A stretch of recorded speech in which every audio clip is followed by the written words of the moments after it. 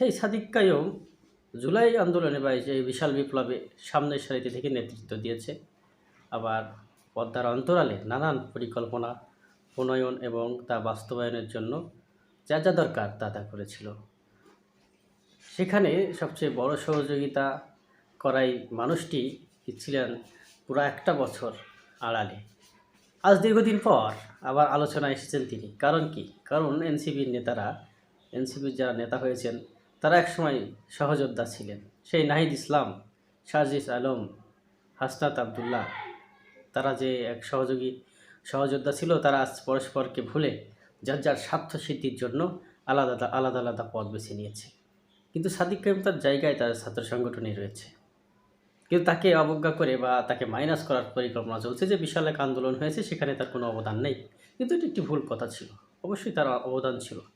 তার অবদান ছিল বলেই এমন একটি বৃহৎ আন্দোলন সম্ভব হয়েছে। শুধু তার নয়, আরও অনেক ছাত্র সংগঠনেরই ভূমিকা ছিল। ছাত্রদল, ছাত্র শিবির, বর্তমান এনসিপির নেতারা, গণ অধিকার পরিষদ, বিভিন্ন দলগুলো একসঙ্গে জোট বেঁধে কাজ করছে বলেই শেখ হাসিনার পতন ঘটানো সম্ভব হয়েছে। কোনো দল বা কোনো একক ব্যক্তি যদি ক্রেডিট নিতে চায়, সে হচ্ছে সবচেয়ে ধোঁকাবাজ এবং সে ধোঁকাবাজ হিসেবেই পরিগণিত হবে। এই ছিল মূলত আজকের আলোচনার বিষয়। এই বিপ্লব কারো একার নয়, এই বিপ্লব সবার ছিল। আগস্টের আজ প্রথম দিনে এমনটি আমরা এই চ্যানেলের মাধ্যমে আপনাদের সামনে তুলে ধরলাম। ধন্যবাদ সবাইকে।